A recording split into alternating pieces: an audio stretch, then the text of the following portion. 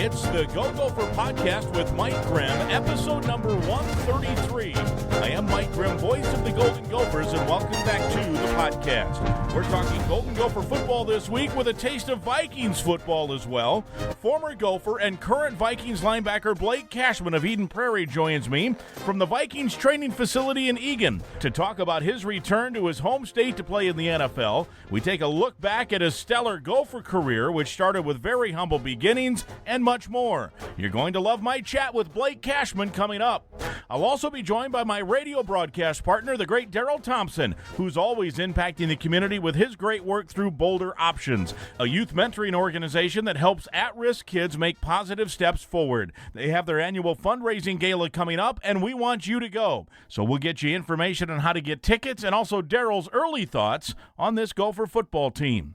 The Go Gopher Podcast is presented by alumni-owned Sunbelt Business Advisors and True North Mergers and Acquisitions. If you're a business founder planning to exit your business, start by contacting Sunbelt Business Advisors and True North Mergers and Acquisitions. Sunbelt serves more businesses up to $5 million in revenue than anyone, and True North M&A serves companies with revenues up to $150 million. You can get a confidential, no-cost, no-obligation business valuation started today.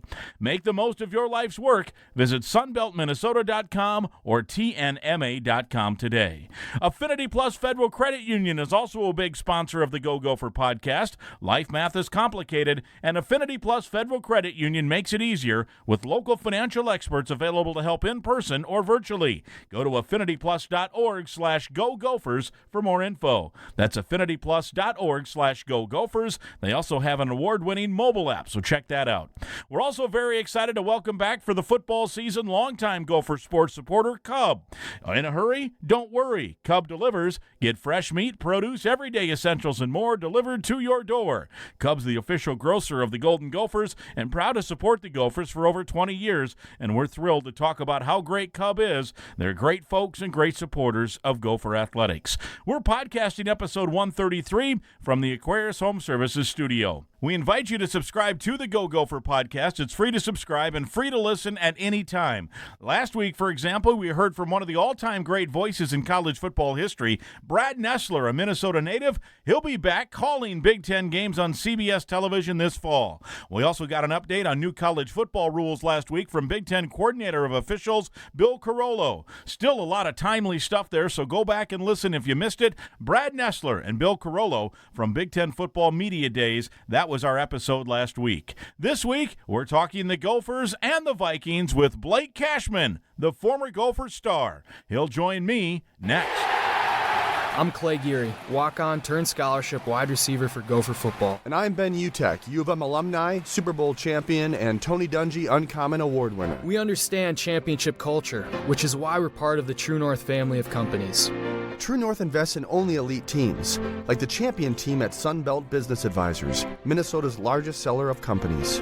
To learn more about True North and our diverse family of independently owned companies, visit TrueNorthEquityPartners.com. When we say that Cub milk is the freshest in town, we mean it. Less than 48 hours from farm to store fresh. We guarantee 7 days or more of freshness. It all starts with local dairy farmers who take great care in making sure all the cows are happy and healthy. We support local farm families 365 days a year. And that makes our milk even more delicious. So you always get the freshest milk and the biggest smiles. Episode 133, and it's our pleasure to welcome one of the newest Minnesota Vikings, who also happens to be a former Minnesota Gopher, one of the all-time great tacklers in Gopher history, and he's from right here in the state of Minnesota, Eden Prairie. And if you haven't figured it out by now, you likely know that we're talking about the great Blake Cashman. Blake is with us he's out at team headquarters as we record. They're getting ready for tomorrow. This is a Friday recording. Tomorrow's the preseason opener, first time in a game setting, albeit a preseason game, that Blake will be wearing the purple of his home state, Minnesota Vikings. Blake, great to see you. You just came in from a walkthrough, and you're all ready for tomorrow with the Vikes? Absolutely. It's the day before a game, so we're getting all the substitutions, communication, all that stuff squared away, so we're ready to operate cleanly against the Raiders tomorrow. Any idea how much you'll get to play? Yeah, they gave us an idea. The thing with preseason games, sometimes it can get chaos. There's so many substitutions. They need to see everybody get reps. So, I always go into it preparing like it's a normal game in, the regular season. But I expect to be out there for a good portion of the at least first quarter, and we'll see how the game goes and how it all shakes out. But I'm very excited to finally step foot in the purple and gold in U.S. Bank Stadium. Yeah, no doubt. And how important is it, too, even if it's a limited time, just in terms of injury risk and all those things, so you just get a few reps just to get some with B-Flow's defense and maybe some of the things he's trying to operate, and you can be kind of, one of those Swiss Army knife type guys that can do a whole bunch of stuff. How important is it just to get some reps here in these preseason opportunities? It's really important. It's important for everybody because, you got to get your feet wet again after not playing a game since, for me, like middle of January. So, you get really good reps, really good work in training camp against your own offense, but it's not the same. You got to take care of your teammates, but in a preseason game, that's where you got to get back to the basic fundamentals of, tackling, reading your keys, making sure communication is good, because when you're going against a different offense, especially in the preseason when you're not really watching a lot of film on that team, things can always move fast. And anybody that's, played enough in this league knows that that's what happens on game day. So, it's good for everyone just to, like I said, get back into the swing of things. What's it been like now with Minnesota? Of course, this is your home state. You have obviously a bunch of family and friends around. I suppose on one hand, right, it's awesome. On the other hand, there can bring in distraction now with everyone wanting a piece of Blake Cashman. So how has it been? I'm guessing, at least in part, it's a dream come true to be wearing the purple. It's absolutely a dream come true. I have never been more excited to put on a uniform and to have this opportunity. Honestly, it really hasn't been as bad as I think you and others and myself would expect to be back home. People, demanding your time, bothering you, whatever you want to call it. But you got guys like me asking to do podcasts, right? No, I'm happy to do this. This is the fun stuff. But I think people do a really good job, at least the ones that are close to me, that they respect my schedule, my routine, just how I work, knowing me as a man and as a person, as a player. So it's been fairly easy now. That could obviously quickly change once the season rolls around, but I'm kind of putting a plan in place to have my girlfriend or my parents take care of all the extended family and friends that want to come see games, because I got more important things to focus on than worrying about how many people are going to come to the game and how many people I'm going to see after. Because once it's the season, I'm locked in. It's all 100% of my focus and energy is towards winning football games on Sundays. It's awesome, man. And you mentioned your girlfriend. I do want to ask just quickly, we're going to hit on this for like 60 seconds because it's a cool little small world deal.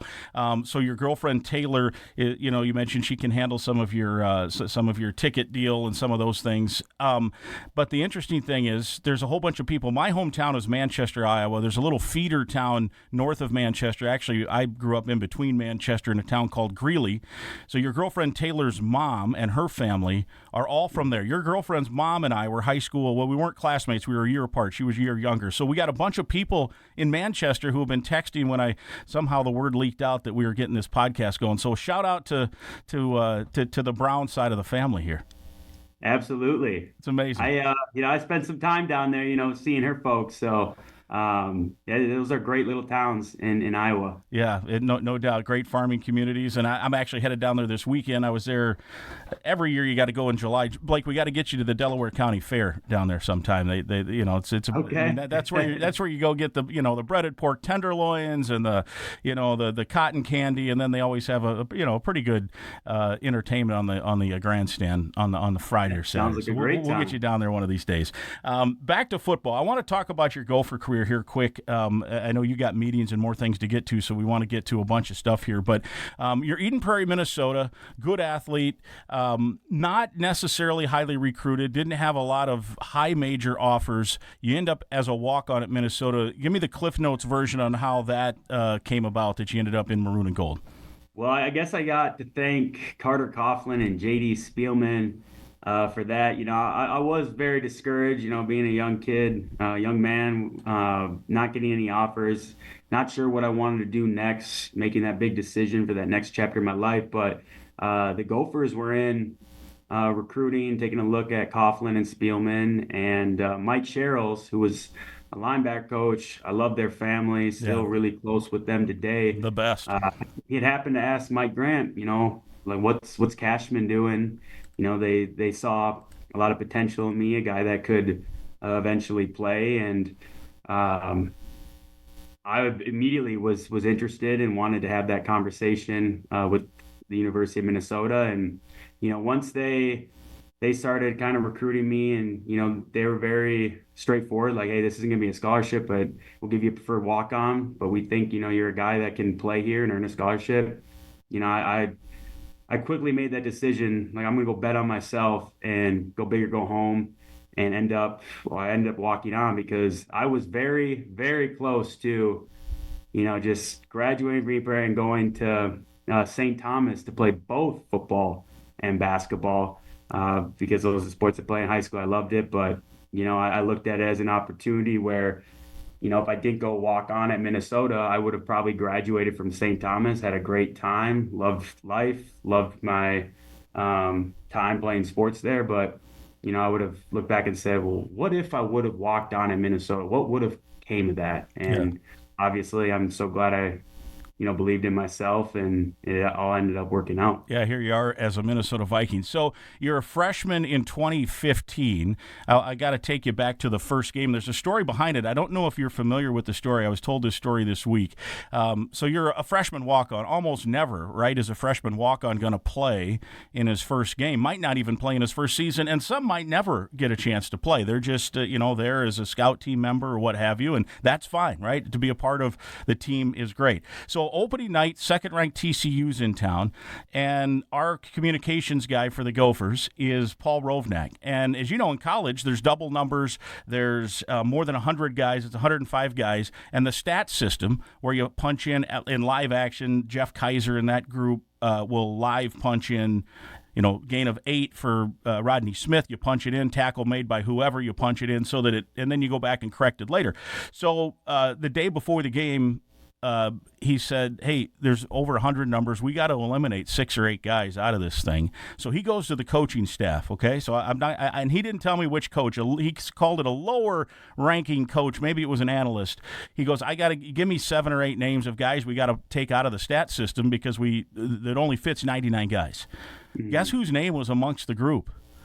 Yours. It was mine. Your name is in the group of people. Oh, yeah, Cashman will never play. Freshman walk-on, no chance. So game starts. Good competitive game. Gophers had a chance right to the end. Third quarter, I think you remember the play. I'm going to play the highlight because the TV guys totally missed it because they didn't even know you were on the roster. I feel you'll hear my call. I didn't correctly identify you at first, but it wasn't because I didn't know it. I just saw the number wrong. So here's what we think is your first tackle of the season, of the career, in a game that one of the coaches told the communications guy, just eliminate him. He's not going to play. So let's listen. Here's a long kick. Comes down to Listenby at the 2 near side. He tries to center the football, gets back outside, and he's cut down right there. What a big hit by Brian Smith. I was not liking the kick to Listenby, but I tell you what, he took the steam on Listenby, took the legs out, and one thing fast guys don't like is when you get on their legs. And he got on his legs, and he's limping over to the sideline. That's a momentum-changing type of hit right there. Boy, right at the 16. Tackle. That was not Brian Smith, 26. It was 36. Blake Cashman, Eden Prairie, Minnesota, freshman. What a lick. He absolutely chopped him down at the kneecaps. Yeah, he wasn't a bad basketball player either. Oh, man, what a hit. And a wrap. So there it is. Not on the stat sheet. Well, you were on the roster. We figured it out. But do you remember that play? Was that your first play, or had you been in on kick coverage prior to that play in the third quarter? I had been on, I want to say, kickoff return and punt return. And then towards the end of the second half was I want to say that was my second kickoff of the game. But yeah, Mike Sherrills came to me. He's like, "You're in on kickoff. Go make this play." And so I'm like, I'm gonna run down as fast as I can, and I'm getting in because I'm competitive. I wanna make the play. I want to show these coaches I belong. And I always felt like when I got to Minnesota, I was an edgy player, had a chip on my shoulder. And I do remember that play. I remember I popped up and I kind of blacked out. I was like, damn, I just made a big hit in a big game, in a D1 Big Ten football game. And your first night. Congratulate me. Yeah. I was damn near in shock. I didn't know what to do with myself. Nowadays I'd hit him and I'd stand up, maybe do a little celebration dance or something. But I was literally in shock. I almost couldn't believe it myself. Yeah. But yeah, I remember after that game, I had so many people just following the Gophers that know me. Just everyone reaching out, "Oh, that was such a sick tackle," and it was an awesome game too. I mean, that came right down to the wire against, like you said, the number 2 ranked team in the country at the time, TCU. And the hit was big. And then for the next 2 years, basically you were the man that made every tackle on punt and kick coverage. It seemed to me you were always in there. And because of that prowess, then eventually you turned into a starting linebacker, and then you started making tackles. And the next thing I want to talk to you about is 2018 now. So coaching changes happen. We all went through the 2017 year zero, right? Which fine, it was great. I don't think anyone had a great time at that. But then you saw things starting to shift a little bit, except at Illinois. Not a good game by anybody. They were making long runs. Coaching change at the defensive coordinator spot. Next week, Purdue comes to town. They are riding high. They're right at that point. Looks like they're going to win the West. They had beaten Ohio State a couple of weeks before. David Blah, who's in the NFL, was their quarterback. Minnesota was a double-digit home underdog. Just came off giving up, 50-something at Illinois, which nobody wants to remember. And then, for whatever reason, you guys just absolutely, to me, it was the turning point of the Fleck era, that game. You always can point to a game, but to me, that was the game. And then I think when you look at 40 to whatever the score was, you guys stuck it to them. It was a good, cold, crisp day. They wanted no part of it. And so if it's the game that shifted the play, the way the Fleck era went, I think there was a play that shifted it, and I know you'll remember, and here's how it sounded. 2nd and 10 for the Boilers. They have a fake handoff. Blau on the keeper trying the right side, and he is hit in the backfield, and the ball popped loose. Scooped up Gophers. It's Cashman down the sideline. 20, 10, touchdown! Minnesota Golden Gophers. Cashman stripped it out, scooped it up, and took it in. So you have the big play, and the Gophers just wallop them. You end up going on then to beat Wisconsin at the end of the year. You go and beat Georgia Tech, and it was just a really cool game and a turning point, like I said, in the whole thing. What do you remember about the scoop and score? Well, I remember we worked that play in the week preparing for Purdue. We probably worked that play 7-8 times in practice, and I was told that whole week, if you get this formation, and that quarterback gives you kind of that zone read, we want you to stay patient on the backside. We got lined up, they got in that formation, and I'm like, here it finally comes. And I just kind of sat there, popped my feet. I saw, was it David Blau? He pulled it, and I just triggered, and the one thing that makes me mad about that is I wish I would have stripped him clean, just kept on running, but I stripped him, and the ball fumbled to the ground. I picked it up and scored, but that was just honestly, you got to give credit. The coaches knew that play was going to come at some point in the game. They got us prepared, got me prepared, and then I had the recognition to see the formation and to capitalize on that opportunity. Next, we thought maybe you'd be Big Ten Player of the Week that week. It wasn't to be. I don't remember who got it. Next week, though, you were going to leave no doubt. It did come in a loss, but it was against Northwestern, who that year won the Big Ten West. And let's listen to what the next week sounded like at then TCF Bank Stadium. Blake Cashman took the brunt of the hit. Blake Cashman has the man short of the first down. Blake Cashman on the stop. Blake Cashman, a good read, and it was Blake Cashman plugging the hole. Cashman again there on the stop. Snap is back. Blitz comes. Cashman chasing Thorson, and down he goes!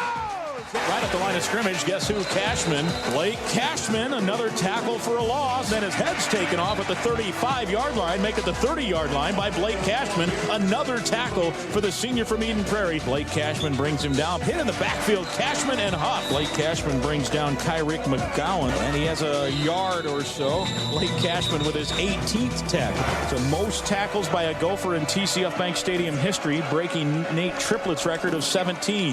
Here's the handoff to Bowser. Bowser, guess who? Blake Cashman amongst others. Hit again in the backfield by Cashman, and that will be another tackle for a loss for Blake. 20 tackles now for Blake Cashman. Well, I found 19 of the 20. So how about that? We the announcer got 19 of them right, I guess. But that was a heck of a day. And you did get Big Ten Player of the Week, which in a loss, which probably doesn't happen very much. But you were all over the field as usual. That was, I think, you had 6 or 7 career games of double-digit tackles, and you hold the stadium record. Yeah, I mean, I like to pride myself to staying busy on the field, always. Get into the ball carrier, hitting on the rock, no matter if you're the first one in or the last one in, because, anybody that watches a lot of football, sometimes it's that second, third guy in that, hits the ball carrier right on the elbow and the ball pops loose. And, I remember being told my freshman year when I walked on, they said, I was told, you always want to be the player that's around the ball carrier and in the film cut up. Like, you don't want to be the guy off the screen. And it's just that sense of urgency every time you're out there to like be involved in the play, even if you're on the backside.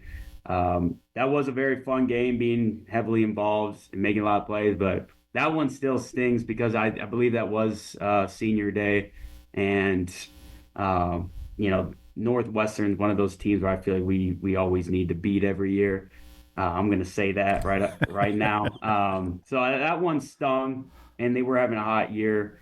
But that's just kind of my play style and my mentality. Yeah, it's amazing, and it's led you to great things from the Jets to the Texans and now here with your home state, Minnesota Vikings. I know you have meetings to get to. We could talk a long, long time with all the great stuff.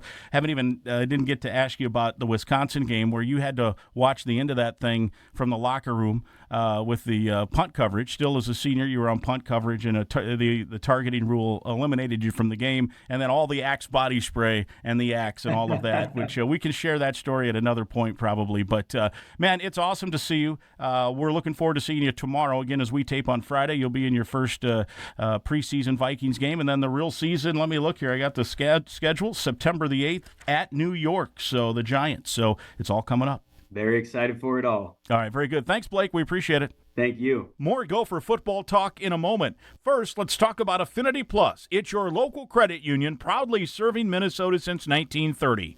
If you're a current Gopher student or a proud Gopher alum, you are eligible to join a financial that wants to build a meaningful banking relationship and put you first. You can meet with a local employee at any of their branches statewide, including one right here near campus on University in Minneapolis. To learn more and find other ways to connect, here's the address. Go to affinityplus.org/Go Gophers. That's affinityplus.org/Go Gophers. Affinity Plus Federal Credit Union, federally insured by NCUA.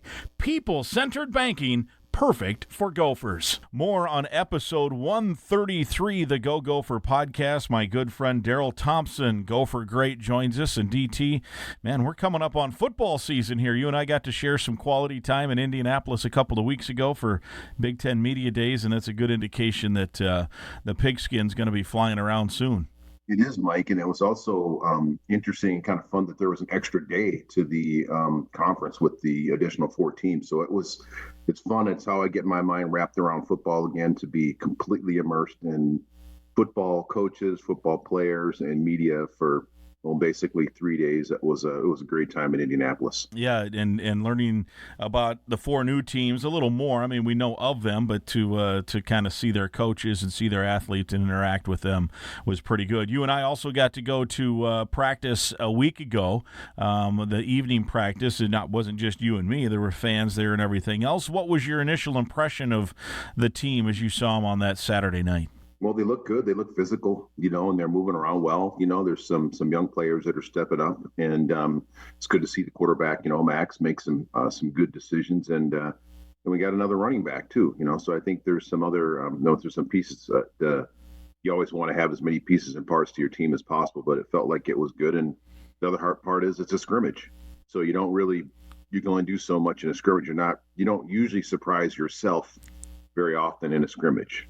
Yeah, exactly. I thought the good news, too, was that the offense made good plays, the defense made good plays. I would call it almost even, which I think is probably better. If the offense was killing the defense or vice versa, you would have some concerns that, one side of that ball might be weak. And it might be. Like you say, it's hard, but I left the practice encouraged. I also was at Tuesday's practice, and I thought they looked good. I think physical was the right word. Yeah, defensively especially, they fly around. There's no doubt. Well, you just got to have depth, and I think that's one of the areas defensive line wise, with Sturgo and Smith and some of the young guys, that they're winning some battles, and I think we have a good offensive line, potentially a very good offensive line. So if you're winning battles against our offensive line, then hopefully you can win battles on Saturday. And if that's the number one, thing for defense. If you disrupt things up front, it makes it a lot more fun for the linebackers, and particularly the safeties and corners love it when you have, a great defensive line.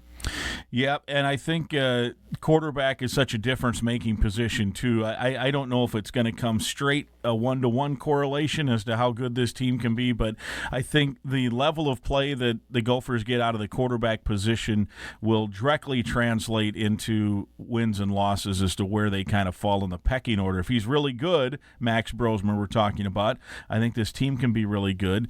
If that transition from SDF, that is, to Big Ten is maybe a bit of a struggle more than we had hoped, then I think this team could have some struggles. I don't know. I mean, obviously there are other areas of concern and there's other areas that you got to look at, but quarterback has become such a key factor, quarterback play at all levels of football, including in the Big Ten level. No, absolutely, Mike. I think you're dead on. It's such a new era with transfers to portal and name, image, likeness, but particularly the portal, and where you just you bring someone in and really Max is here for 1 year, and that's it. So you hope you're grooming someone down the pipeline, but it's a different time. And you're right, the quarterback position is probably even more important than it's ever been. Yeah, I think in it's the most important single position in all of team sports, maybe hockey goalie, but when you talk about team sports, you can get by and win games in other sports if you don't have other spots. But unless you're Iowa and you've got the best punter in the country and you're giving up 3 yards of play on average on defense, you can win games that way without great quarterback play. You're going to need good quarterback play to be good and to make noise and to do those things. And so I'll say this. You and I got to spend some time with Brosmer in Indianapolis. If he is as good on the field as he is just interacting, personality, already you can tell the leadership role that he's taken. If he's as good on the field as he is with those, I think the Gophers should be in pretty good shape, actually. No, I'll take it. I think that's a big piece of it, trust with his trust in your quarterback and also just making good decisions. And it feels like we have that in Max and the coaching staff. And that's the biggest piece you need to have. Well, we're less than 3 weeks away from the season opener. You and I will be on the radio on August 29th, a Thursday night under the lights. Minnesota and North Carolina, certainly looking forward to that. Just beyond that date of August 29th, couple of weeks later, you have a big thing coming up for Bolder Options, Jazzy Boulder Bash, which is one of the main fundraisers for Bolder Options, and we want to talk about that because we want everyone to go. We want people to come. There's a lot of opportunity opportunity to help raise money for a great cause. Before we dive into it, I think most people are aware of what Bolder Options is and what you do with Bolder Options in terms of you serving lead and having so much impact on the community, especially in Minneapolis and your home city of Rochester. But for those that maybe aren't familiar, your full-time job, aside from hanging out with me on Saturdays, is Bolder Options. Tell us about Bolder Options. Well, Bolder Options is, it's become my life's work, but we are an activity-based mentoring program. So we work with youth 10 to 14 years old, Minneapolis, St. Paul, the first-ranked suburbs, and also in Rochester. So that's Olmsted County, and that's where I grew up at in Rochester. That's how we got involved in Rochester community. And our goal is to introduce kids to a healthy lifestyle. They're running, biking, tutoring. We had activity night last night, so we had kids shooting baskets, playing pickleball, a lot of different things. Lifetime's come on as a partner, and they've, and pickleball's growing tremendously. So there's a growth in that. And we're talking about doing jump rope and, rock climbing. So we do a lot of healthy activities, but primarily it's running and biking and really having a positive adult role model involved in the life of a young person. Yeah, and it's oftentimes, almost all the time, through relationships that mentors have with the mentees, the young people who might need some guidance, might need some an assist in life, so to speak. Sometimes they get thrown a curveball or mini curveballs, or and the stories that you have told and that I have seen at these different functions of young people whose lives are turned around. Take me through the relationship of a mentor and a mentee. Well, I mean, the mentor is someone from the community that decides they want to take the time out, 21 years or older, and, that willing to, come and go through a little bit of a process of learning about what the ins and out of our program. And we don't allow the mentors to bring the youth to their homes. But after a year, that becomes a possibility. And this is a young person that's the average age of a young person in Bolder Options is 11 years old. So you think about someone who's still looks up to adults, still needs to have a positive role model involved in their life, and not like we all do all the time, but it's a critical time, and it's a point of inflection and trajectory that we're trying to get involved in their life and make an impact. And for me, over the course of, I've been with Bolder Options now 29 years, I've seen birthdays and graduations and events, and I've held a handful of babies of young people that have been graduates of Bolder Options, and they're excited to share their life with myself and my coworkers to show what they could do, what they have done, and also what they've done might not have been possible without Bolder Options. And it's not just Bolder Options; it's the mentor, it's the staff, it's the things that I usually almost always find out later on. Somebody went like way above and beyond the call of duty to anything from going to visit someone when they're, might have a little stint in a county homeschool to, helping with food or tutoring or whatever that might be, just figuring out situations that what people do when they care about each other. Like when someone's sick or hurt, you bring food to their house and you talk to them and you walk their dog, or you do whatever it is to help your neighbor, your friend. And that's what these, our kids learn from their mentors, and our mentors learn from our kids. Mentors are important if someone wants to be a mentor, and I know you're always on the lookout for good people who can commit. As you mentioned, it does take some time. It does take a commitment. How can people get in touch and get involved if it's like, I do have some free time. I think I could be of assistance to someone. This actually is a big push. We're pushing for male mentors right now. We have a handful of young men on our waiting list in Rochester and in the Twin Cities, so it's a big push. But just go straight to our website, bolderoptions.org, and you can fill out the application there, and you'll hear from Lucy on our staff up here, and you'll hear from Sarah on our staff in Rochester. They'll get you connected and get you involved in the process to being a mentor. And maybe if folks don't have, mentor is not a role they want, they certainly can still help with Bolder Options in terms of, because, the world is run on, it takes money, right? It takes resources. It takes time, as we mentioned. It takes people, but it also, at the end of the day, takes some money to help fund everything and to keep everything afloat. And one of your big annual fundraisers podcasters, and it's been one of the highlights of my year every year to get to come and be part of this. And my little role is to watch the auction and be the guy that points to whoever's the bidder. And a couple years ago, we had Jim Peterson's wife bidding on a trip to the Caribbean, and he couldn't believe it. And that was a fun night to watch those kind of things unfold with the live auction. You have some talented auctioneers come in, and your jazzy Bolder Bash, that's what it's called this year, is coming up on September the 12th. So it's not too far away. It's around the corner. There is still time to buy tickets. 5:30 to 9 o'clock at Quincy Hall. Tell us about the Bolder Bash. Well, the Bolder Bash is a special night. We're celebrating our family, our youth, our kids, the organization, 31 years of being in existence, and we have fun. It's a long reception at the beginning. It's a long reception at the end, a short program with a really nice, actually, I think we have a phenomenal live auction. Last year we had a horse that was auctioned off where someone gets the proceeds from a horse. We have trips. Last year we also had, and we'll have it again this year, an opportunity for someone to go to the Vikings versus the Bears and sit in the suite with the president of the Bears organization. Kevin Warren's been great to Bolder Options, been a longtime friend and mentor to myself, and he's been really supportive. So that was one that was a big deal for us, for 4 people to go to that game. So we have some fun activities besides the chef's dinners and some other things that we do that I think are a little bit unique. I think too, one of my favorite parts of the night, each year you bring in a mentee who has now, I don't know how to explain it, but maybe the best way to say is they've made it. They needed help at a time in their life. Bolder Options and the mentors and the resources that you have won the ball game, so to speak, and turned someone's life around. And each year we hear from either the mentee or the mentee's family or a mom or a dad or a brother or somebody that, saw the impact. And it's just so much fun. Last year, it was a young woman from Rochester who ended up writing poetry, and it was just an incredible, there wasn't a dry eye in the house, Darrell, to hear some of these stories and the impact you guys have. No, not at all. I mean, that was an amazing story that she told about herself and her life. And she's still very, very close to the organization. She was at our tailgate event in Rochester about a month ago, and we had a young man that talked about his life too. So he's a young man and a young woman, both of those 2 people that, if not for their mentors and for Bolder Options, would be leading completely different paths. Just to have a positive adult role modeling that involved in their life has made a huge impact. And the date again is September 12th.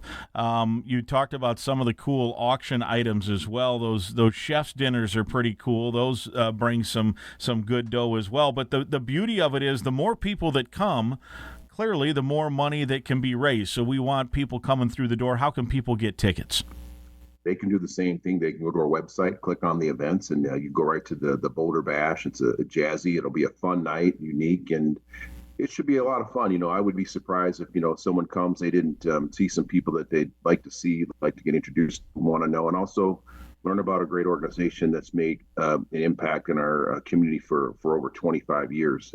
So it's something that we're proud of. I think the state of Minnesota is actually proud of our organization and what we've been able to accomplish over the last 31 years. No doubt. You've been part of it for 29 years, and you're leading the entire organization now. Again, mark the calendar, September 12th, 5:30 till 9. It's at Quincy Hall in Minneapolis. Is that the same place as last year? That was a cool spot. Yeah, it's a fun spot, and we do it, kind of the new style with the long reception before, so people can laugh and talk and have a couple cocktails, sit down, have a tight program, and then let them have, dessert and some snacks at the end, and then let people, get on their way, and they can still, make it home by 8:30 or 9 o'clock if they've got to get up and do something early in the morning. But you mentioned the auction items, and there is, as you and I like to call it, fellowship involved. You mentioned there will be people that, average, everyday, ordinary people, and because of your connections, oftentimes there are also folks that I guess you'd call celebrities, former Gophers, former NBA players. A lot of great people from the community from all walks of life, basketball. I mean, obviously I'm a football player, but it's basketball players, it's football players, people who care. Richard Coffey, Jim Peterson, Leah B. Olson, a lot of folks that have been involved with Bolder Options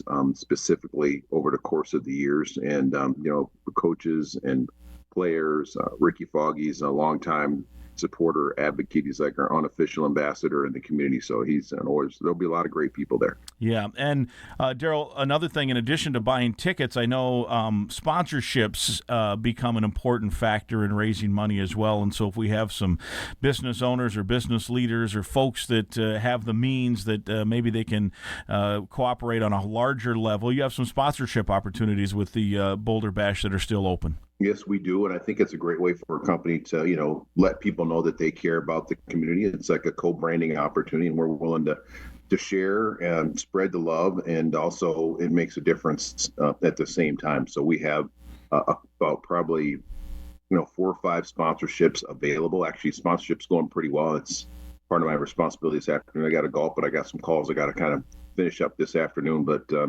sponsorship's a big deal. It's impact, and it can be a co-branding opportunity for an organization to not only make an impact with us, but also spread the word. And we're willing to, obviously let people know that you're supporting something that's working and helping in our community. Yeah, no doubt. We have really hit on part of what has become such an important factor in the community with Bolder Options. Web page is where people can go for tickets, for info, if they want to donate, and if they want to be a sponsor. All those great things. Web page is the best spot to go, and that will get. Well, I think that, content. And also they can call. I mean, there's a number on there that they call. They'll talk to Sam at the front desk, or they get a hold of myself or Ryan or someone else in our office, and we can take it from there, depending on what they want to do. But the website's a great place to start. All right. Well, very good, DT. It won't be too long. We'll be talking Gopher football with Minnesota and North Carolina on August 29th. I'm looking forward to that September 12th night as well at Quincy Hall.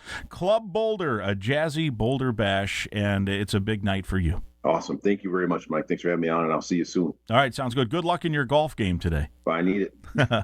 There he is, Darrell Thompson, episode 133. My thanks to our good friend Darrell Thompson. You won't meet a better guy and someone motivated to help others. Go to bolderoptions.org to buy tickets to the gala. You can make donations. You can look into being a mentor and more. Our thanks to DT. Also, a big-time thank you to Vikings linebacker Blake Cashman for joining me this week to talk about his return to Minnesota to play pro football. Such a great trip down memory lane. Episode 133 is presented by Sunbelt Business Advisors and True North Mergers and Acquisitions. If you're buying or selling a business, visit sunbeltminnesota.com or tnma.com today. We're also partnered with Affinity Plus Federal Credit Union, a locally member-owned full-service financial invested in you. You can learn more at affinityplus.org/Go Gophers. And Cub is a proud sponsor of Gopher Athletics for over 20 years and a sponsor of the Go Gopher Podcast with Mike Grimm. Cub, bigger savings on the items you love. Again, I'd invite you to listen to past podcasts, and please be sure to click that subscribe button to the Go Gopher Podcast right now. It's free to subscribe and free to listen at any time. And please share the link to the podcast with others so they can subscribe and listen as well. And if you enjoyed the podcast, please offer some positive feedback. We'll talk again next week.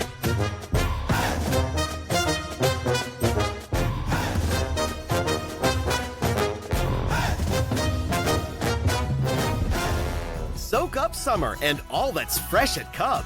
Find everything you need to savor the season at great prices you love. Pick up a hot deal on pork shoulder roast, only 99 cents per pound. For easy dinner ideas, go to Cub.com for recipes. Everyone's favorite summertime treat, cut seedless watermelon, is 79 cents per pound. And Pepsi, Mountain Dew, or 7-Up 12-packs are $3.98 each when you buy 4. My Cub, my way. See store for details.